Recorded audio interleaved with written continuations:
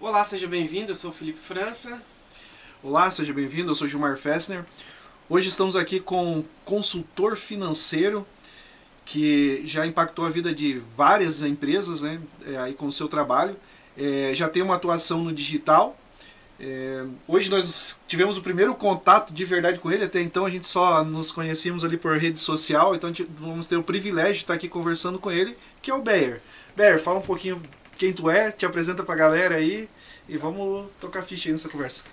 Primeiramente, obrigado pelo convite de estar aqui com vocês, né, de poder contar um pouquinho da história e responder algumas perguntas. Vai ser um prazer estar aí compartilhando com vocês um pouquinho mais do mercado financeiro e também da minha história aí. Legal? Legal. Então, tá com quantos anos, Beyer?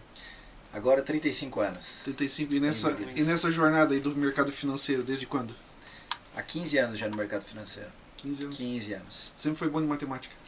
Olha, me virava muito bem.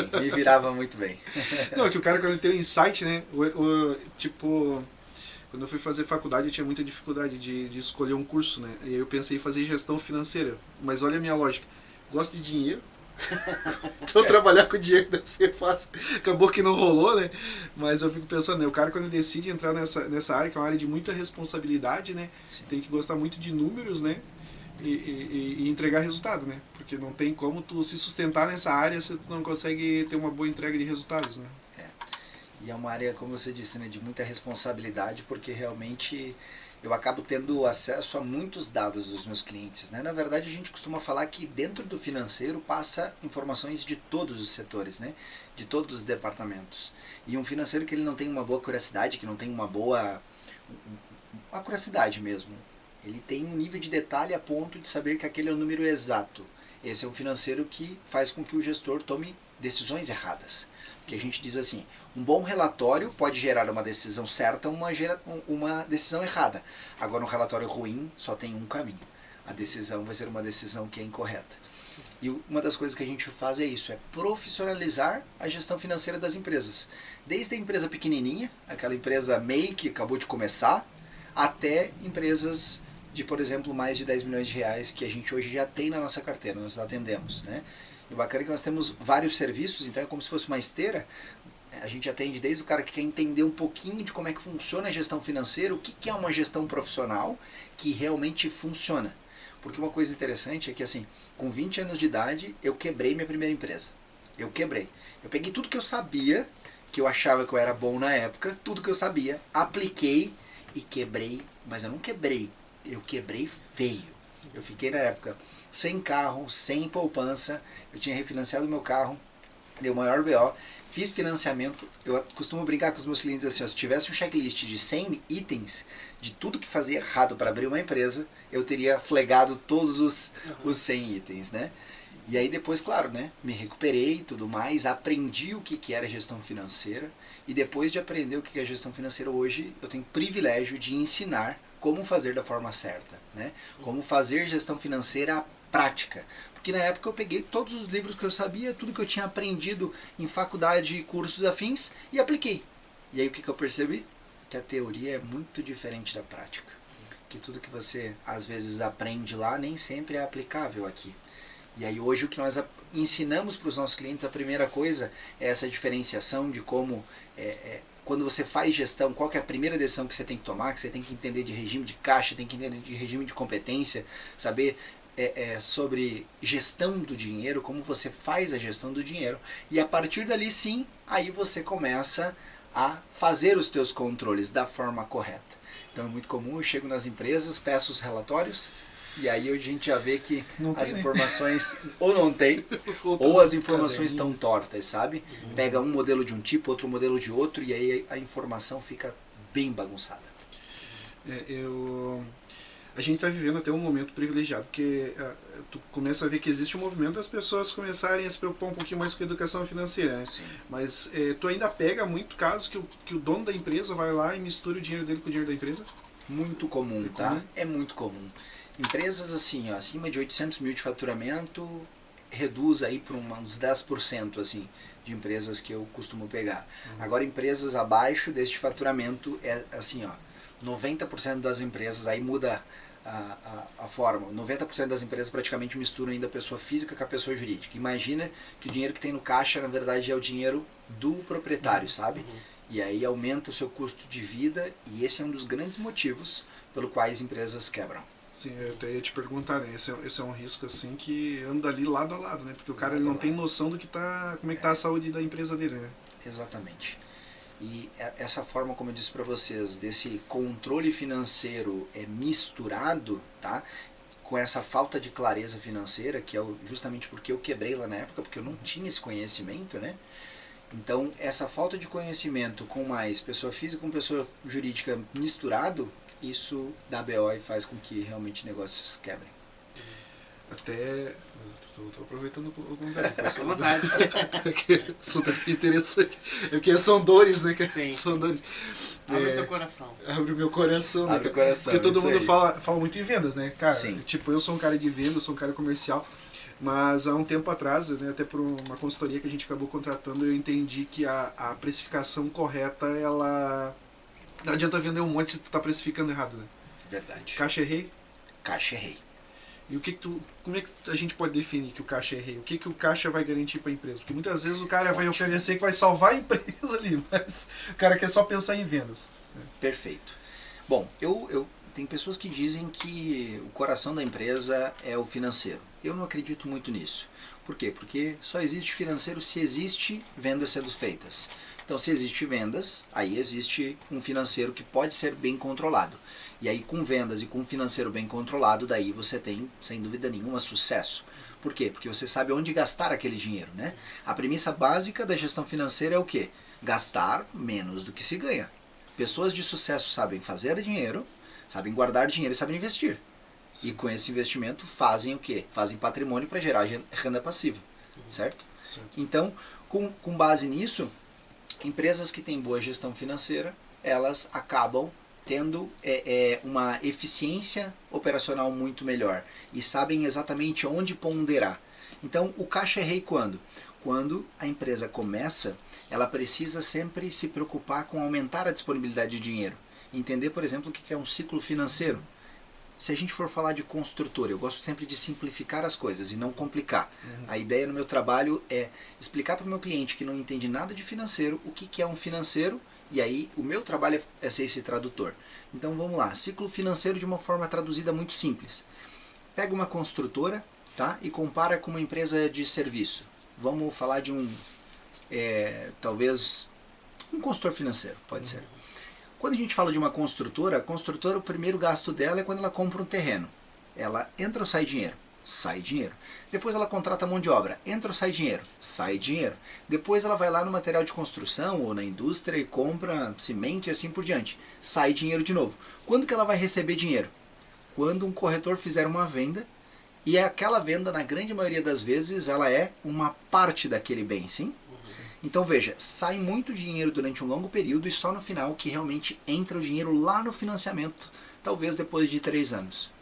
Agora, alguns tipos de serviço, como consultores, advogados, por exemplo, quando você vem, você fecha um contrato com um advogado, vamos falar de advogado que é mais fácil, então você fecha o contrato com o advogado, geralmente ele te pede o quê?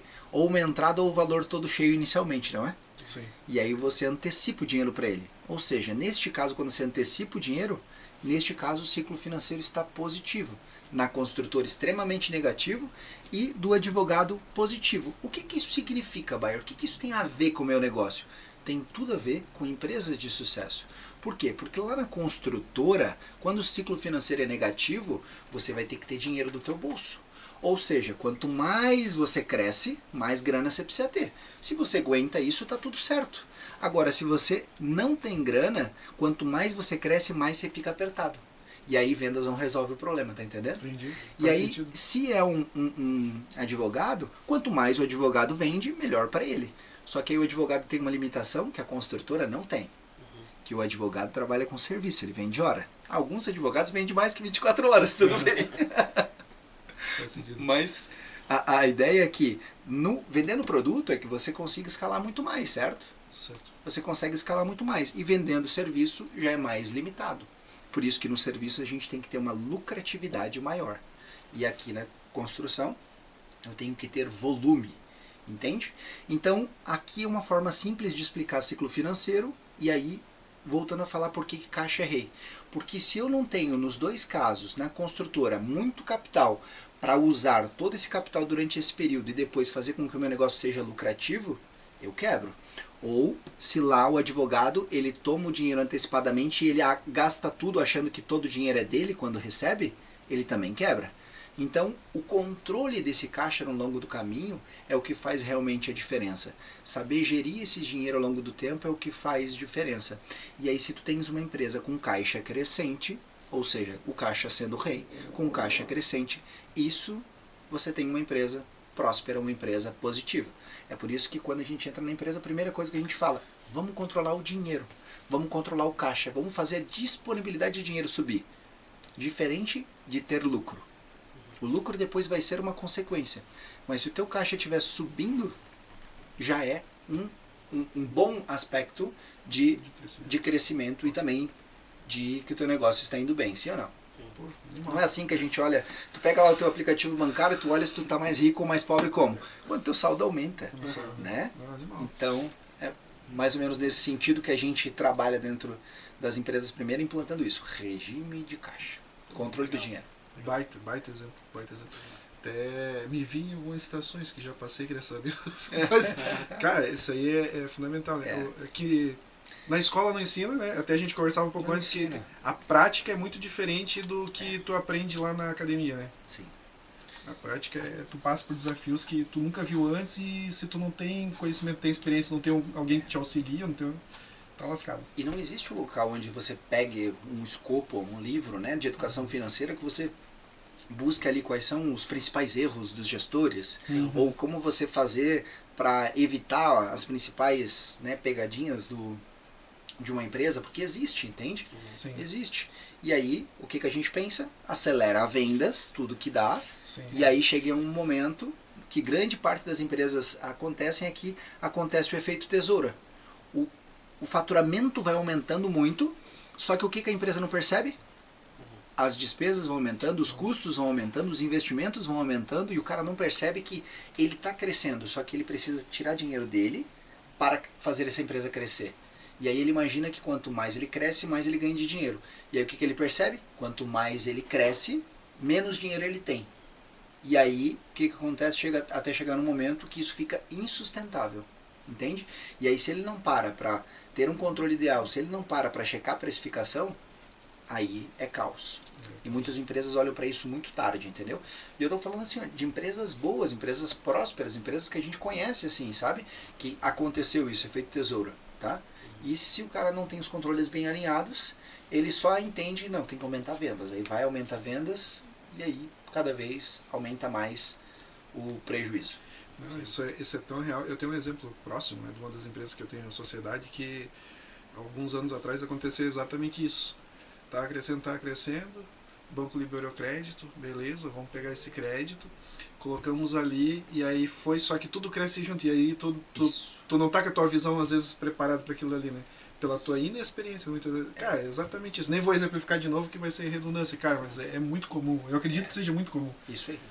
E é interessante ter o exemplo que tu deu, assim, ó, porque, beleza, a empresa está crescendo, daí você não quer colocar dinheiro teu, aí você vai lá e pega um recurso de terceiro. Isso é errado ou é certo? É certíssimo, entendeu?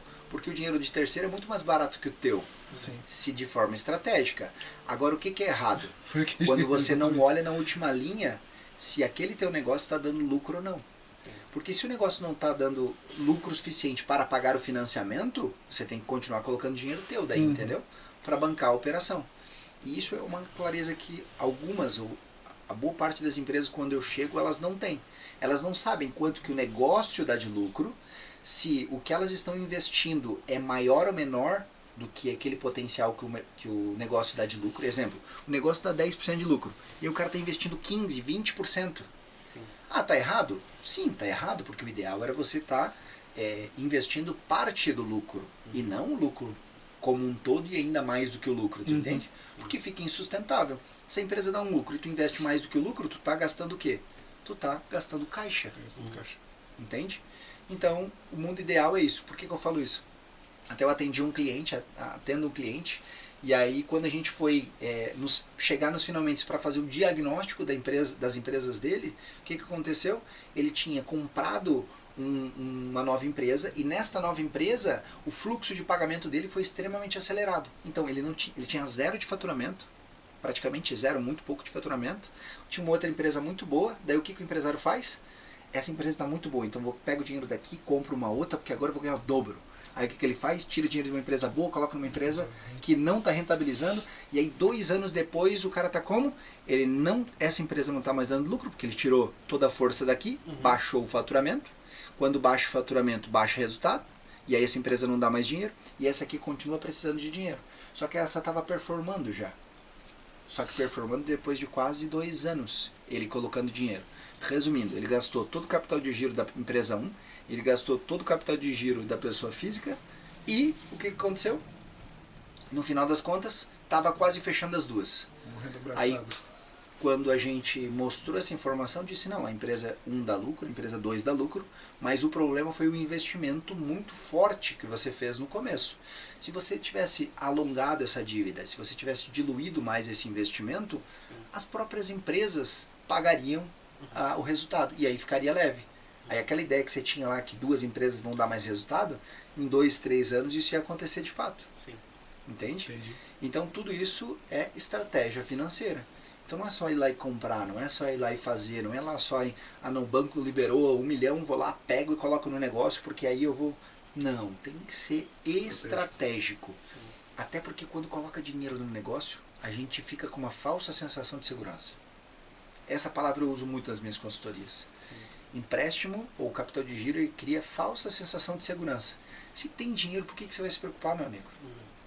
Aí só depois de 3 meses ou 6 meses, quando começa a vir as primeiras parcelas, sim, ou quando acaba o capital, que aí você começa a se preocupar. Entende? Sim. Perfeito.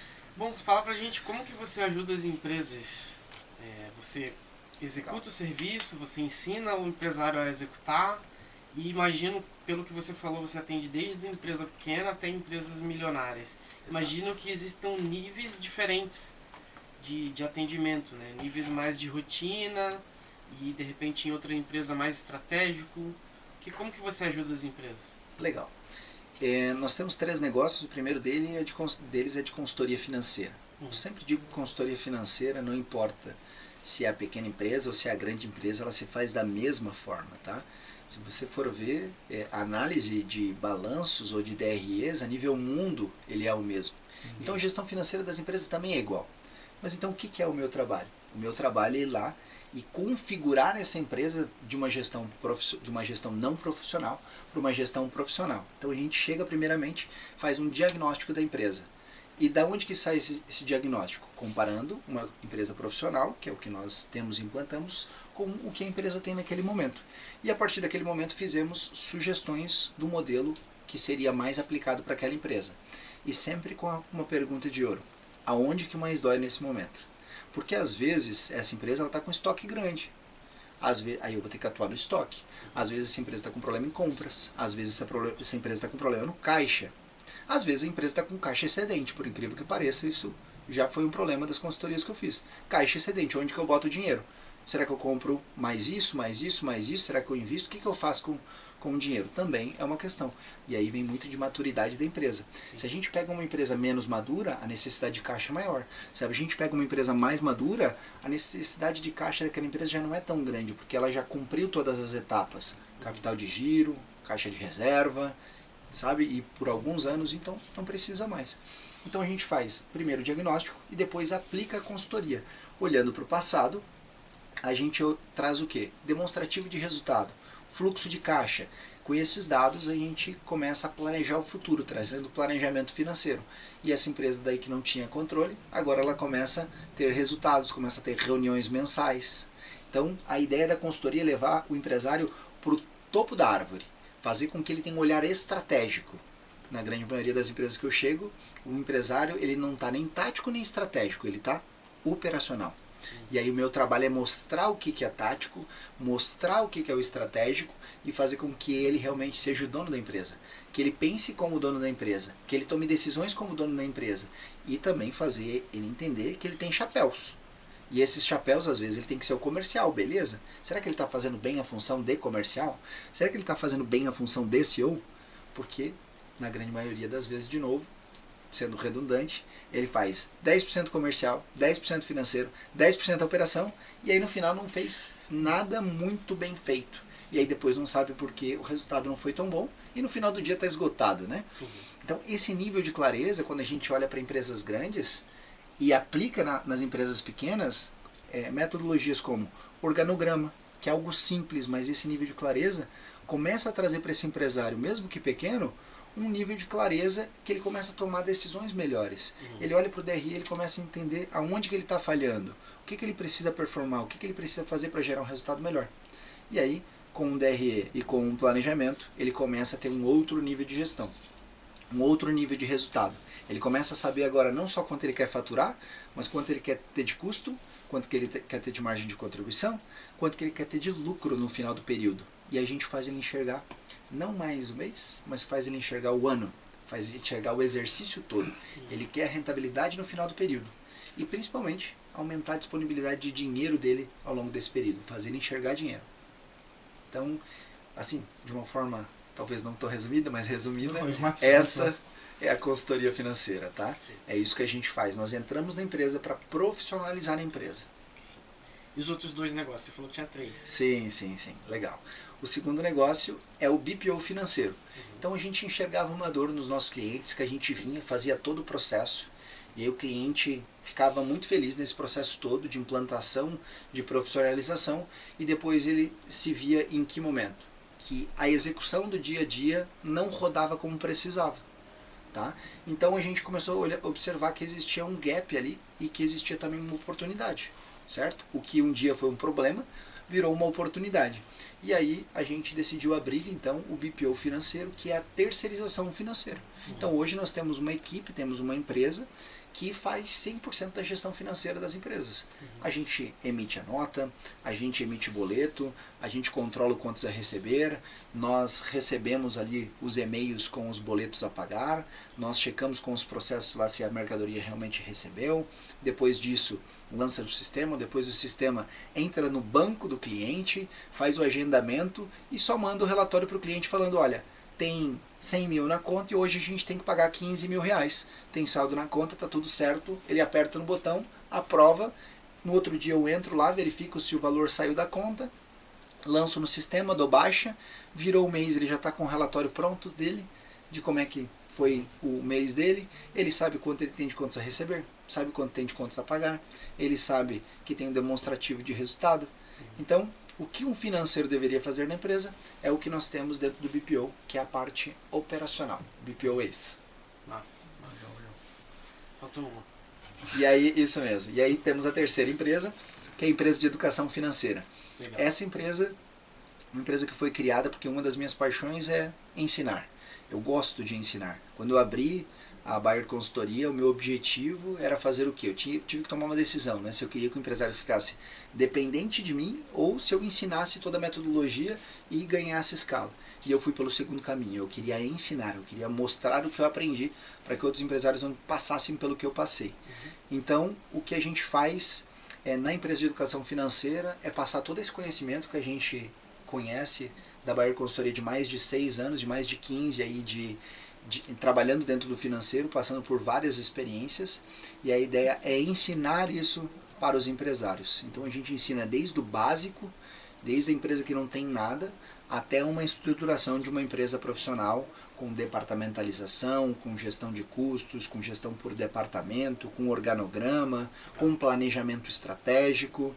Então a gente tem hoje uma série de produtos dentro da Bayer Educação, sempre com o intuito de mostrar como é que funciona a gestão financeira na prática. Legal, bacana. A gente fala muito aqui de marketing e vendas, né? Estratégia de marketing e vendas e como que isso pode ajudar negócios a venderem mais e a lucrarem mais, obviamente. E a gente às vezes não fala tanto de gestão financeira. Então eu queria te perguntar, nas suas falas, a gente está pegando empresas que têm problema. Que o dono é operacional, empresas que fazem o financeiro de forma errada, que é o que realmente acontece em sua maioria. Mas existem casos que a empresa faz tudo corretinho, mas ela tem potencial de crescer, ou seja, a gestão financeira entra como estratégia e ela não sabe qual é o próximo passo. Tem algum caso que você já pegou assim? Na verdade, a grande maioria dos meus clientes de consultoria não são clientes que tinham problemas financeiros, problemas de caixa. São empresas que estavam crescendo, mas que viram que o seu nível de conhecimento financeiro naquele momento bateu no teto, assim. E que para ir para um próximo nível precisava de mais ferramentas. E é nesse momento que empresas me procuram. Não empresa que está numa situação financeira ruim, mas a empresa que percebe que assim, eu preciso ir para um outro patamar, eu preciso ter mais indicadores, eu preciso ter mais KPIs. Então sim, é muito comum as empresas me procurarem por este motivo, querendo criar mais indicadores, ou seja, criar mais controle para ir para um próximo patamar, para aumentar a sua lucratividade, ou até, como a gente estava falando no começo, para ter uma nova empresa. Se você vai ter uma nova empresa, vai diminuir o teu tempo lá, certo? Então você vai ter que ter indicadores para você controlar a empresa mesmo não estando lá. Sim, legal. E você enfrenta desafios aí com a educação, fazer o empresário entender que isso é importante, ou fazer ele acreditar no quanto que isso pode impactar positivamente o negócio dele? Sim, encontro, porque aí é um outro viés que algumas empresas me procuram às vezes quando acabou o dinheiro. Então, enquanto tem dinheiro, e aí por algum motivo, por exemplo, a venda está muito positiva e ainda está tendo fluxo. Então o empresário acaba não percebendo. E aí ele vai perceber que ele precisa de gestão financeira quando? Quando o dinheiro fica bastante limitado, entendeu? Então não deveria ser dessa forma, deveria ser nesses outros modelos que eu expliquei. E aí, só que nesse momento, daí eu não encontro dificuldade, é uma facilidade, né? Sim. Porque daí a gente chega falando, ó, você está errando aqui. Pela experiência de mercado, a gente, só de ouvir e de olhar alguns documentos, a gente consegue identificar já onde que está o problema e trazer uma solução mais rápida para resolver aquele quesito em específico. Massa. Acho que é a mania, né, do empresário ver como um mal necessário, né? Sim. Quando está com problema, vai atrás, mas não vê como poderia ser estratégico ter uma pessoa que conhece ajudando, né? Não só quando tem problema para resolver. Sim. Bem isso. Como seria bom se todo mundo pensasse assim. É isso aí. Como seria bom. A gente falava antes também, né, dessa parte educacional, né, que tu começou a criar isso também como um produto, né, para ser multiplicado, né, para venda online, né. Até eu te acompanhando, né, te falei que te acompanha há um ano, né, de repente comecei a ver tu produzindo conteúdo, falando pra galera. Como é que foi esse start para ti? Tu pensou assim, cara, posso impactar mais pessoas pela internet? Ou esse é um turbo aí para esse novo negócio? Como é que foi a tua visão para esse mercado digital? Bom, primeiro pela minha paixão, realmente. Minha paixão é por ensinar, sabe? E aí, de novo, eu quebrei com 20 anos de idade por aplicar coisas erradas dentro da gestão financeira. Porque a gente nunca faz o errado querendo fazer errado, a gente faz o errado querendo acertar, né? E aí eu entendi que a gente começou a trazer muito resultado dentro da consultoria financeira para muitos clientes e que a nossa metodologia dava muito certo? E eu quis realmente impactar mais pessoas. Eu entendi que o digital era um caminho onde eu poderia impactar muito mais pessoas e mais empresários não precisariam ter aquele ponto de interrogação que eu tinha lá atrás, sabe? Então, e o interessante é que assim, a gente tem clientes, clínicas médicas, dentista, lojas de veículos, lojas de varejo, então indústrias. Então a gente já aplicou metodologia em vários tipos de clientes diferentes e ela funciona em todos os clientes. E aí a ideia foi fazer o quê? Eu preciso levar isso para mais pessoas, eu preciso que mais pessoas conheçam isso para que mais pessoas tenham sucesso. Porque na grande maioria das vezes os empresários fazem precificação como? Olhando o vizinho. Como é que o empresário aumenta vendas? Quando ele vai lá e faz algumas ações específicas de vendas ou contrata mais um vendedor, e sempre é muito custoso, sempre é muito difícil, né? Ele está prosperando.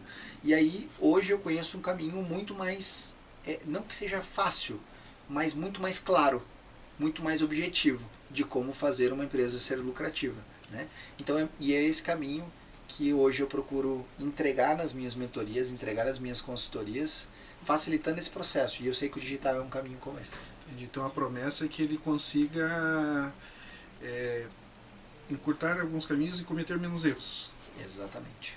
E ter lucratividade, Ter enxergar lucratividade. o dinheiro. Porque eu acho que Dinheiro. grande parte dos empresários que têm empresas, eles não veem dinheiro, eles veem giro. Eles veem faturamento, mas não veem dinheiro. Na última linha não sobra, entende? Entendi. E aí o que acontece é que você tem um sonho todo, que você vai ser empresário para viver melhor, e na verdade você trabalha mais Trabalha mais. e acaba às vezes não tendo essa disponibilidade. E aí quando o empresário acaba tendo um luxo, comprando um carro, uma casa, alguma coisa, aí a gente, como falou antes, a empresa às vezes não vai para frente. Então meu objetivo é tipo tirar essa máscara, tirar essa nébula e conseguir mostrar realmente o que está acontecendo e como ele fazer para ter essa prosperidade, essa lucratividade, essa rentabilidade. Massa.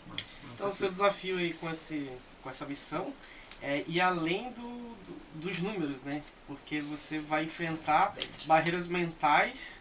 O cara, por exemplo, trabalhei 3 anos, eu quero comprar o carro, eu me sinto no direito de comprar o carro. E você tem que ensinar para ele que de repente não é aquele momento. Justamente. E até decisões como assim, o carro sim é uma dos quesitos, mas o que eu encontro, né? Muitos empresários entendendo que um novo investimento num novo produto, um novo investimento num terreno, a construção do seu galpão, a compra de um maquinário X é o que vai dar o start, entende? Só que às vezes a empresa não tem aquele fluxo de pagamento naquele momento, entende? Então precisa ser feito todo um trabalho antes para ser feito aquela ação. E aí esse é um dos trabalhos que a gente faz. Nós damos esse nível de clareza para mostrar qual que é o caminho mais conservador. E aí na parte de vendas a gente puxa a corda, né, para entregar o melhor resultado. Mas na parte do financeiro a gente também controla os gastos da melhor forma possível para que realmente o resultado venha. E falando de precificação, né? Voltando aos assuntos, a gente consegue precificar fácil tudo? Porque quando a gente fala muito de tecnologia, né? Principalmente um programador, é sempre é difícil tu entender, né? E geralmente a galera fala assim, cara, não tem como tu precificar tão exato, tu ter isso como um padrão e tudo mais, né? Tu acha que é possível criar alguns padrões? Qual que seria o princípio de uma boa precificação? O princípio de uma boa precificação é você ter os seus custos alinhados, é você ter um DRE da tua empresa, entende? Agora, por exemplo, se a gente for falar de um produto digital especificamente, você tem que ter os seus custos, eu defendo essa bandeira, tem que ter os custos, mas um produto digital ele não tem que ser baseado a sua precificação sobre os custos, e sim sobre o potencial do mercado e quantas pessoas têm vendendo aquele produto e quanto aquele produto vai resolver aquela dor. Então, assim, a análise de custo de um produto, de uma precificação, é um dos caminhos. E aí, na minha opinião, enquanto consultor financeiro, a gente tem que olhar outros vieses para precificar. A análise de mercado é uma delas. Massa. Se eu sou o único posto de combustível no meio do deserto do Saara que vendo combustível, o meu custo pode ser 4 e eu vendo por 20 e tá tudo certo, porque as pessoas vão comprar, entende? Sim.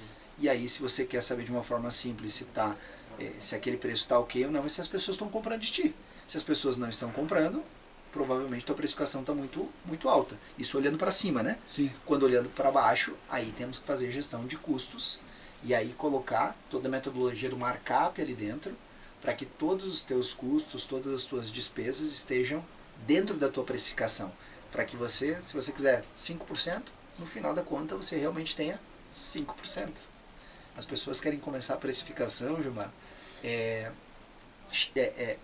fazer precificação começando pela precificação. Sim. Não tem nem um DRE alinhado, entendeu? Não sabe nem qual que é a sua despesa. E outra coisa que acontece, né? Isso aprendi não há muito tempo, é não olhar, não colocar quanto que tu quer ganhar também diluído ali na precificação, né?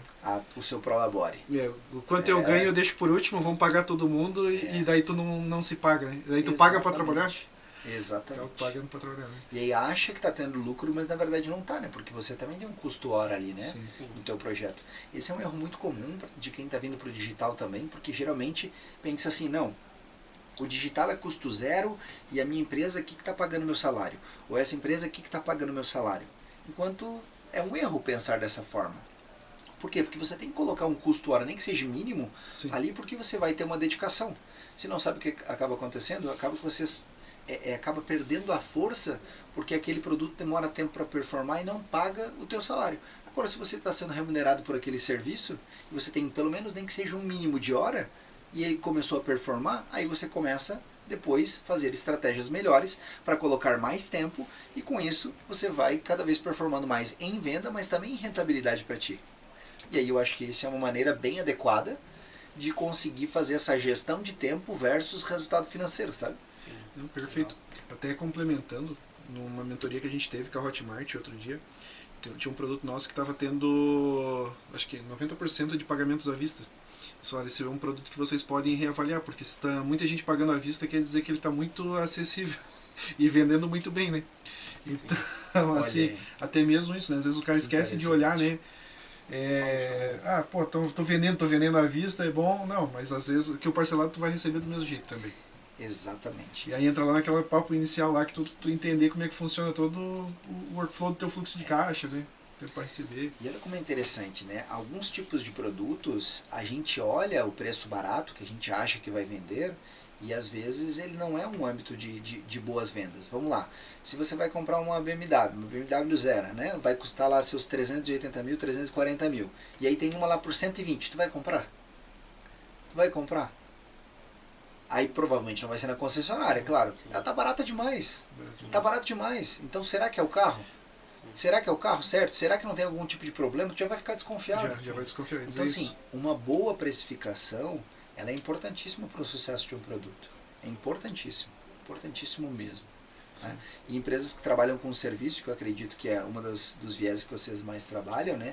Ainda mais. Porque a indústria, eu diria que ela é simples. É mais complexo o cálculo, mas é mais simples a precificação. Porque eu vou colocar lá meu percentual de lucro, exemplo 10%, eu vou colocar todos os custos de mão de obra, o tempo envolvido, os custos diretos e indiretos desse produto, os impostos envolvidos, comissionamento se tiver, vai me dar um cálculo da precificação do produto. Top! Agora o serviço eu já tenho que olhar mais vieses, certo?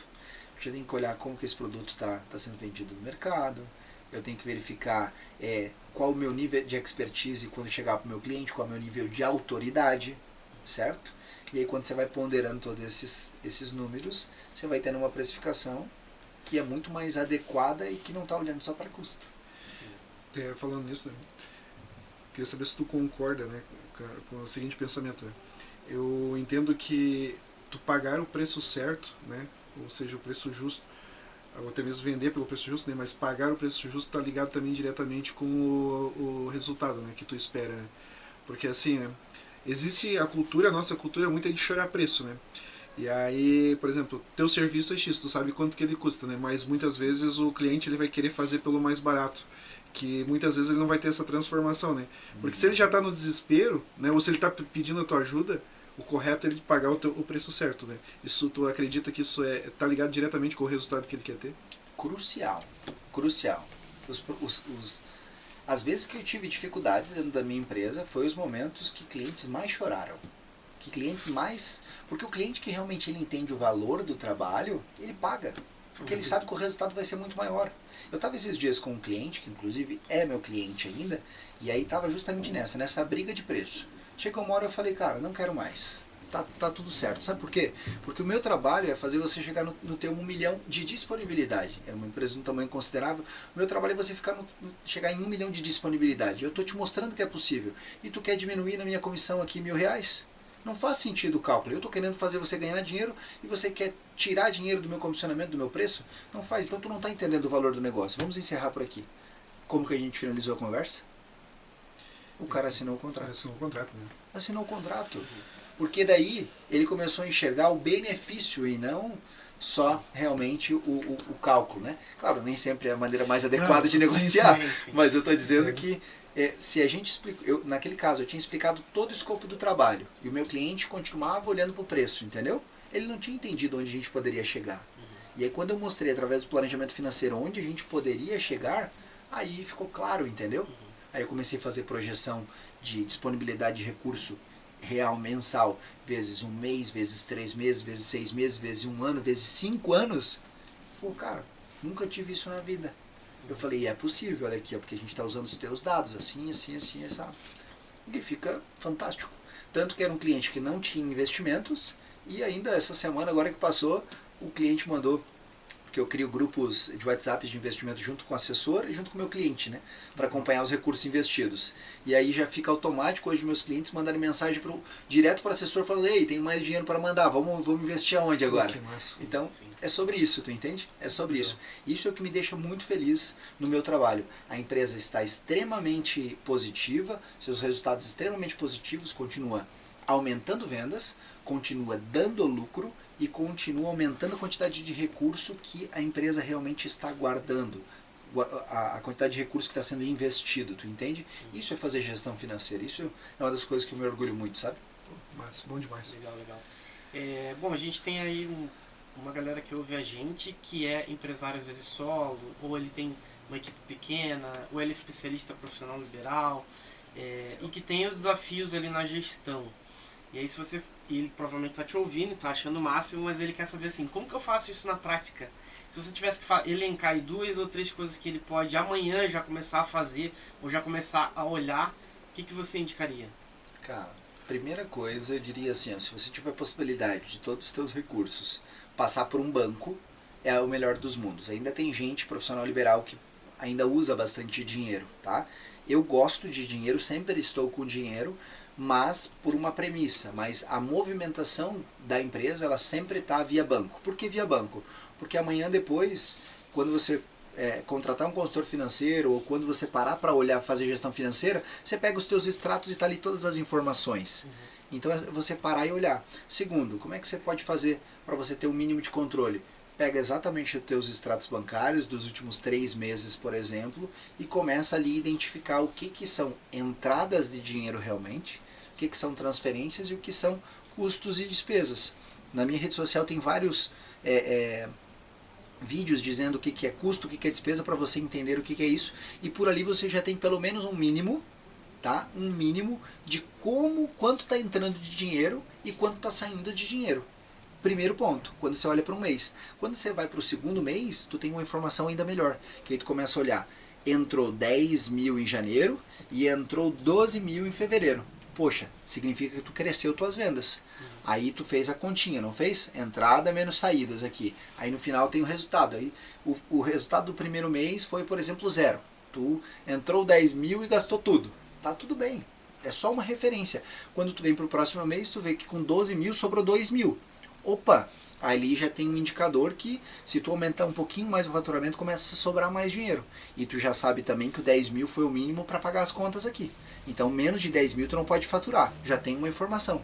Então veja, a gente acha às vezes que é muito complexo, muito... Mas não, é parar e fazer, sabe? É parar e fazer. E hoje tem muito conteúdo, né? Muito conteúdo e conteúdos de valores que dá para você pegar e dá para você aplicar para ter informações. A gente mesmo tem planilhas, tem várias ferramentas dentro das nossas redes sociais que dá para ser baixada e utilizada, tá? Nesse sentido. Então tem como fazer gestão financeira simples e principalmente entender como fazer gestão financeira. Eu acho que esse é o ponto crucial, sabe? Entender como fazer. Acho que é nesse sentido que a gente consegue dar pelo menos os primeiros passos, sabe? Bacana. Massa. A gente já passou rápido essa conversa aqui, né? Passou rápido. Não, eu queria ouvir ele falando sobre a mentoria. Tem uma mentoria aberta, né? Temos. Como é que vai funcionar? Fala pra gente um pouquinho mais. Legal, legal. Bom, nós temos um workshop que a gente faz a cada 2 meses, depende do volume a cada mês. Esse workshop, a gente está fazendo de forma presencial e online. A gente vai mudando um mês um mês outro, de uma forma. E ali o que a gente fala? Princípios básicos da gestão financeira. Essa pergunta que tu me fez é muito difícil de responder em 2 minutos. Sim, sim. Porque lá a gente leva 2 horas para justamente falar quais são os princípios básicos. E aí lá eu aponto cada um deles, né? Então tudo começa por você entendendo o que é metodologia financeira, separando pessoa física da pessoa jurídica, entendendo que você tem que registrar suas contas, entendendo como você tem que ter uma conta bancária para a tua empresa, uma conta bancária para a pessoa física. E aí, depois disso, depois de você registrar tudo, você tem que ter exporta esse extrato bancário, começa a elencar o que foi cada gasto. Exemplo, você gastou no posto de combustível. Ah, foi combustível? Não. Se for R$2, R$3, pode ser que você comprou uma água. Ou se você fez um abastecimento ali de R$200, pode ser que você fez uma viagem para atender cliente, né? Então, nesse sentido, você vai identificando os gastos. E aí, depois de identificar os gastos, você vai fazendo a gestão, como eu te disse, que é até encontrar o DRE, até comparar esses DREs ao longo do caminho, tá? Então, neste workshop é isso que a gente faz. A gente dá o passo a passo e mostra o que uma gestão financeira estruturada profissional ela entrega em termos de resultado e que problemas que ela resolve. Bacana. Bom demais. Eu sei que já ficou bem evidente, né? Mas se tu fosse responder pra galera aí, tu se considera expert em quê? Perfeito. Eu sou expert em gestão financeira. O nosso negócio, principalmente na consultoria, a gente fala de boca cheia, é fazer o dinheiro aparecer. Nosso negócio é aumentar a disponibilidade de dinheiro, tá? E por que isso? Porque já tive em muitas empresas, já peguei mais de uma, na verdade algumas, que o faturamento era muito grande, faturamento aí de 5 mil, 10 mil, até 10 milhões, 20 milhões, que tinha muito faturamento, muito fluxo, muito giro, mas não tinha caixa. E aí essas empresas, elas estão com um problema muito grave. Por quê? Porque se der uma dor de barriga, se der alguma questão, elas quebram. Entende? E Estourou mesmo sendo grande. Cano d'água. Estoura um cano d'água, porque vive de giro, entende? Sim. Então nós somos especialistas em gestão financeira, eu sou especialista em gestão financeira, e o nosso negócio é isso, é aumentar a disponibilidade de dinheiro, dando clareza, ensinando o empresário como se faz gestão profissional. Perfeito. Então, Muito bom, excelente. A gente está... Eu ouvi uma vez um consultor falar, não era consultor financeiro, mas ele falou, tem coisas que você pode delegar, mas você não pode delargar, né? Essa parte financeira, vocês fazem a terceirização. Obviamente que vale a pena, mas em que casos que o empresário ele pode cair no erro de delegar e acabar largando essa parte financeira? bom, isso acontece de forma muito comum quando o empresário ou ele está fazendo ou ele traz a família para ajudá-lo, porque o financeiro parte do princípio que tem que ser alguém de confiança. Então, não estou em nenhum momento criticando o empresário fazer e muito menos alguém da família fazer, a esposa fazer, por exemplo. Estou só falando que se essa pessoa não for profissional financeiro, se ela não souber fazer a execução financeira como precisa ser feita, você vai ter informação errada dentro do teu sistema ou minimamente dentro dos teus controles e você não vai conseguir performar. Por quê? Porque o empresário que não performa é um empresário que ele não conhece seus números, ele não conhece seus indicadores, então ele está sempre com medo. Ele está com medo de quebrar, ele está com medo de vender mais, ele está com medo de comprar um equipamento, e quando ele compra com um receio gigantesco. E, ou seja, isso te impede, isso é uma âncora para você crescer. Agora, se você sabe o faturamento da tua empresa, se você sabe qual que é a tua curva ABC de cliente, se você sabe o tamanho do teu mercado, o potencial do teu mercado, se você sabe que o teu negócio é lucrativo, se você sabe que se você comprar um maquinário X vai dobrar a tua produção, por exemplo, né? Ou você vai... Por que você não vai fazer? Você tem todas as tuas informações na mão. Então tu faz, tu cresce, tu fica mais próspero, tu ganha mais dinheiro, sabe? E principalmente também juntando tudo isso com a questão de inteligência emocional, quando você quebra algumas crenças de que dinheiro é ruim, dinheiro, sabe, não é bom, quando você quebra essas crenças onde o dinheiro vem e ele fica na tua mão de fato, porque as tuas crenças a partir de agora elas estão positivas, crença de merecimento adequada, aí não tem, daí ninguém te segura, entende? Então essas foram minhas viradas de chave assim que eu tive, que realmente fizeram eu ir para um outro patamar, tu entende? Onde fizeram não só eu ter a parte técnica, porque a parte técnica é só um pedaço da gestão, mas eu acredito que o gestor, o dono, ele tem que ter algumas características, que essas características é o que fazem ele realmente prosperar e ir para um próximo patamar. Isso, não adianta habilidade técnica, tem que ter a mentalidade correta, né? Mentalidade correta. Mentalidade. Isso aí.